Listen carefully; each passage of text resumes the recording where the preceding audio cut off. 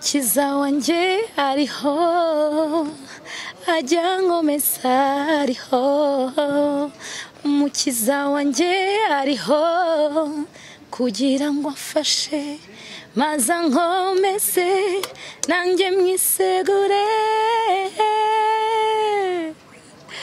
Thank you.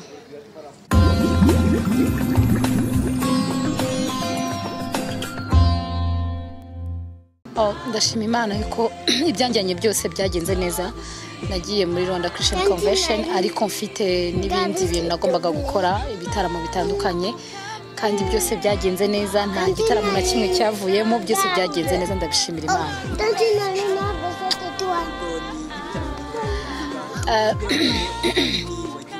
Okay.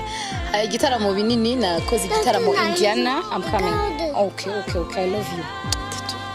Nakoze igitaramo gikomeye Indiana, nkora ikindi gitaramo Chicago, Dallas, nkora Chicago, nkora n'ikindi Dallas, nkora n'ikindi gitaramo Washington DC.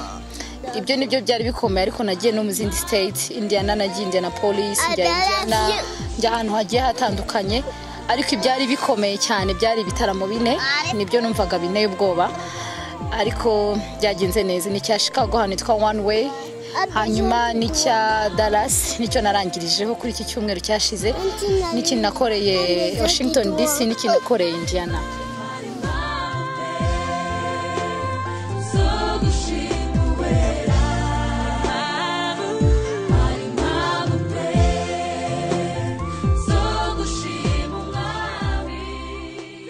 Ya ikintu mbikuyemo cya mbere nuko ndashima Imana ko yampaye connection, nta kindi wavuga gihambaye. Ndashima Imana ko yampaye connection kampuza n'abartiste bagiye batandukanye bakomeye bo muri Amerika, tukagira na connection, kandi cyari igihe cyo gufata connection. So ikindi cyanyeretse ukunda abandi baperforminga, gusiga ubwoba inyuma hanyuma ugakoresha ikikurimo.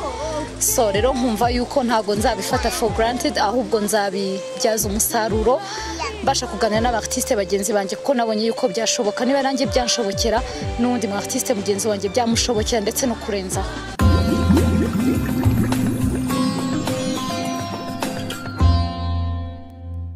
Igihe cyo navuga nuko benshi baranyandikiye, hari benshi bantutse, hari benshi bambwiye nabi, hari benshi bambwiye bati ibyo uvuga by'Imana nushaka kubishyire ku ruhande. Ariko first of all cyo navuga nuko ntarashaka ijambo ry'Imana ryaravuzwe, nshaka ijambo ry'Imana ravugwa, ntandukanye n'umugabo ijambo ry'Imana zakomeza rivugwe.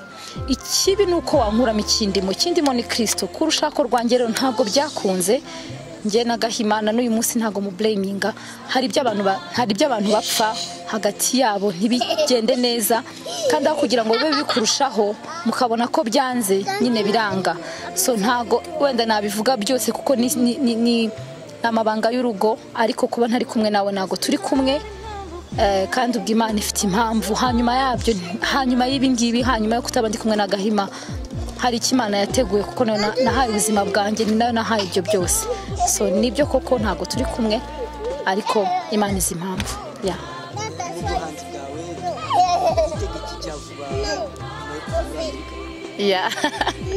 Urakoze cyane. Nabanza kubasaba kugira ngo badushyigikire. Ikintu naje kubona Florent uko nasanze yuko burya abanyamerika ntago baturusha impano, ahubwo baturusha gushyigikirwa. Ntago baturusha kwandika neza, ntago baturusha guhanga neza, ahubwo baturusha gushyigikirwa. Niba dushyigikire gusa kuri jewe nje numva nshaka gusenga kugira ngo numve iki Imana inyifuzaho. Naje isengesho ryanjye rukubwira Imana ngo Mana ndangije mission wantumye, ngaho mbwira next. So icyo umwuka wera azambwira nicyo nzabasha gukora, ariko gusa nuko numva mu mutima wanjye harabiramo ibintu byinshi kandi byiza. Indirimbo okay. Nagerageje gukora indirimbo, hari amavideo nakoreye muri Amerika. Nari n'indirimbo nshyashya nakoreye muri Amerika, nafashe hari impamvu nyihindura mu Cyongereza, nyikorana n'abazungu bitwa One Way Ministries. Tubasha gukorana indirimbo yitwa hari impamvu tuhindura mu Cyongereza, mbasha no gukora indirimbo yitwa ni Amani. Nayo rero urumva yuko ni bimwe mu by'Imana yagiye ishoboza. dusoza ndashimira Imana ko yajyanye nanjye ikabigarukanye nanjye amahoro nkaba ngarutse mu rugo. Home is sweet home kabisa, mu rugo ni heza. Ndashima Imana ko ngeze mu Rwanda, nari makumbuye, kandi iki turimo ni kinini. Ikindi ifite ni intashyo z'abartiste bagenzi banjye barifuza kugera mu Banyarwanda, barasuhuza Abanyarwanda, barabakumbuye. Ikindi nuko iringiri ni itangiriro. Ndumva unasaba umugisha buri artiste mugenzi wanjye kugira ngo Imana yagura imbago z'abahanzi bagenzi banjye, bagende barebe, bige, ariko bagaruke dukorera Imana. Niyemeje gukorera Imana n'umutima wanjye, ntitaye ku byo nshamo, ntitaye ku byo ndimo, kuko naje gusanga byose ku Mana birashoboka. So kubaho Uwiteka nibwo bwenge, kandi kuva mu byaha niko kujijuka. Ndabakunda.